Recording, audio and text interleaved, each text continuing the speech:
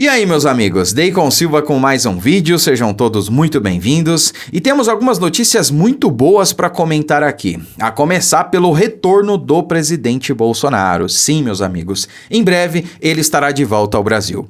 Bom, ele deu uma entrevista ainda lá nos Estados Unidos e respondeu alguns questionamentos, dentre eles, primeiro, por que ele saiu do Brasil? Segundo, por que ele ainda não voltou antes do previsto, né? Estava previsto justamente para ele voltar no mês de janeiro, mas ele acabou prorrogando a sua estadia lá.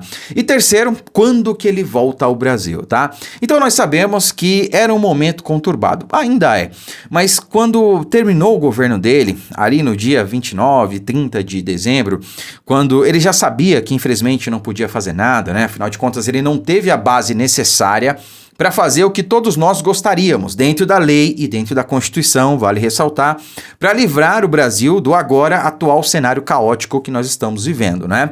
Então, ele sabia que seria um período conturbado e que ele precisava manter distância, porque a população brasileira não ia aceitar de maneira passiva, e entendam a diferença entre pacífica e passiva, né? A população não ia assistir simplesmente sentado no sofá de camarote comendo pipoca, os criminosos voltarem à cena do crime, nas palavras de certas figuras aí, né?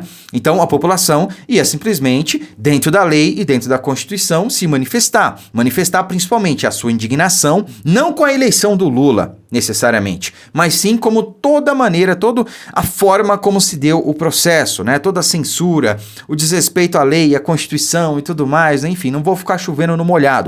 Então, o presidente Bolsonaro sabia que algo nesse sentido podia acontecer e que, claro, o sistema e a velha mídia iriam agir em conluio para criminalizar todo e qualquer ato que fosse protagonizado pela direita, pelos patriotas ou pelas pessoas insatisfeitas com o que vinha acontecendo, né?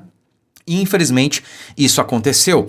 Claro, através de ações de infiltrados no dia 8 de janeiro, e vale ressaltar, a gente tem que repudiar todo e qualquer ato de violência, vandalismo, depredação e tudo mais, mas principalmente por conta de infiltrados, né? O dia 8 de janeiro, infelizmente, foi criminalizado.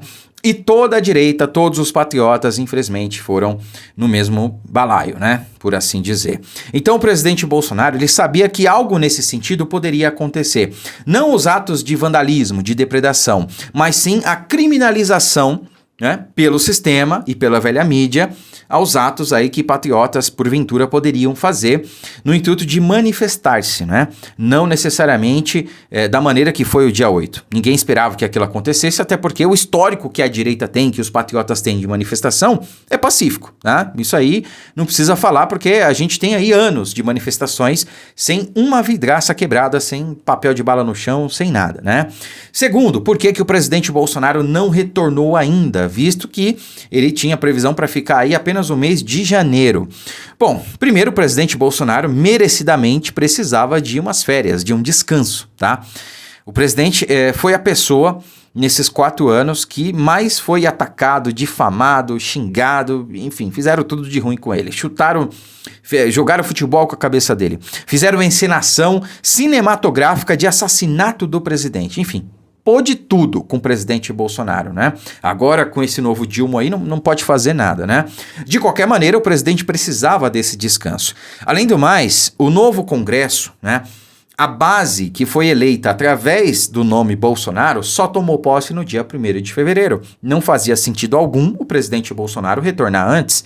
Além do mais, nós sabemos que o sistema, a esquerda e a velha mídia vai querer colocar na conta do presidente Bolsonaro os atos do dia 8, ou qualquer outra ação que eles entendam ilegal, né, e no sentido de prendê-lo, torná-lo inelegível, né? Então o presidente precisava deixar a poeira abaixar, né, e esperar aí as coisas se desdobrarem para ele poder decidir quando voltar ao Brasil. E isso está acontecendo agora. O novo Congresso, né, tomou posse e ele está sentindo ali como é que vai ser as coisas a partir de agora, como é que serão as coisas a partir de agora e quando ele deve ter segurança para voltar, né? Entendedores entenderão. E por último, quando isso deve acontecer? Bom, ele deve retornar então nas próximas semanas e já deu uma boa notícia, né? Ele vai liderar a oposição, liderar a direita, tá? No sentido de barrar aí as arbitrariedades que serão protagonizadas por esse desgoverno, né? Também projetos ruins, né? Que serão certamente promovidos e pautados pela esquerda, né, através desse desgoverno. E, aliás, isso vai no sentido da nossa próxima notícia boa, tá? Então, nas próximas semanas, se Deus quiser, o presidente Bolsonaro estará de volta ao Brasil. Vejam só isso aqui. De mãos atadas, medida provisória da censura prometida por Flávio Dino é inconstitucional, segundo Rosa Weber, quando derrubou a de Bolsonaro. Veja só, eu lembro que o presidente Bolsonaro, ele fez uma medida provisória. O que é uma medida provisória? É uma espécie de lei, né, que o executivo faz, que entra em vigor na data da sua publicação e que tem a validade de 4 meses. Durante esse período, o Congresso ela pode ratificar a medida provisória, e aí ela vira uma lei, né? Ou então não fazer nada e ela caduca, né? Ou simplesmente reprovar a medida provisória, tá? Então, o presidente, ele fez uma medida provisória no sentido de dar mais liberdade às pessoas, né? Liberdade de expressão nas redes sociais.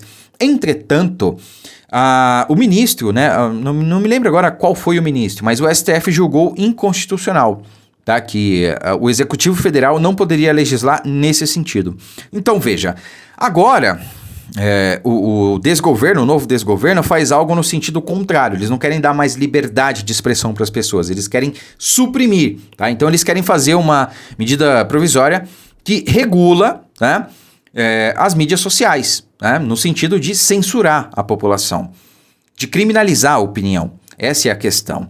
Então, segundo o mesmo precedente, acho que foi a Rosa Weber, né?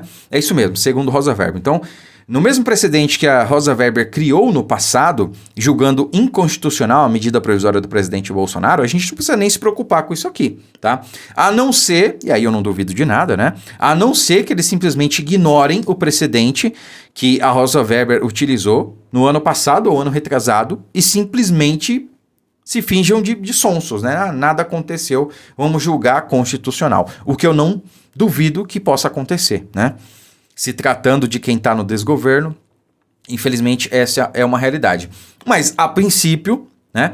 Se, por exemplo, esse caso cair nas mãos de Cássio Nunes, né, ou mesmo André Mendonça, certamente eles vão julgar inconstitucional. Ou até mesmo na Rosa Weber, porque não é possível. Não é possível que ela mude o seu entendimento aí. Dê uma de, sei lá, Alexandre de Moraes, que mudou o seu entendimento recentemente, né? E a outra notícia boa que nós temos é essa aqui. Agora, Ministério Público do Rio de Janeiro abre investigação contra a ministra de Lula, tá? Então, ela que tem acusações aí de envolvimento com milícia e várias outras questões, ela vai ser investigada agora por outras coisas, né? Então, o MP do Rio de Janeiro abriu um processo de investigação criminal contra a ministra do Turismo, Daniela Carneiro, conhecida como Daniela do Vaguinho. O processo foi instaurado a partir de uma notícia crime protocolada pelo deputado federal Deltan Dallagnol. Olha só, né? Chegou chegando, hein? Parabéns, parabéns. O pedido de investigação feito por Dallagnol tem como base uma matéria do site Metrópolis que denunciou o uso de dinheiro do fundo eleitoral de Daniela em gráficas fantasmas, levantando a suspeita de desvio de verba pública. Pois é, meus amigos, o novo desgoverno tem, parece que 11 ministros envolvidos em corrupção, denunciados, acusados ou respondendo processos, né? 11 ministros. 11 ministros. Nós não temos ainda nem 2 meses de governo. Completou 1 mês agora, semana passada. E já tem 11 ministros envolvidos em escândalos, processos, tudo de corrupção, né? Enquanto o presidente Bolsonaro não teve 1 ministro envolvido em nada errado. Nada. Nada. Olha a diferença. Bom, vamos fazer um bolão aí, né? Coloca aí nos comentários quem vocês acham que vai cair primeiro nesse desgoverno Lula, né? A senhora Daniela Lima, o Fernando Haddad, tem também o Flávio Dino, né? Tem outro ministro lá que asfaltou uma rua na fazenda dele, lá. Enfim, tem um monte, cara, tem um monte de opções aí. Quem vocês acham que vai cair primeiro? Coloca nos comentários. Não esqueça também de compartilhar esse vídeo, deixar o seu like e inscrever-se no canal se for novo por aqui. Muito obrigado, fiquem com Deus e até a próxima.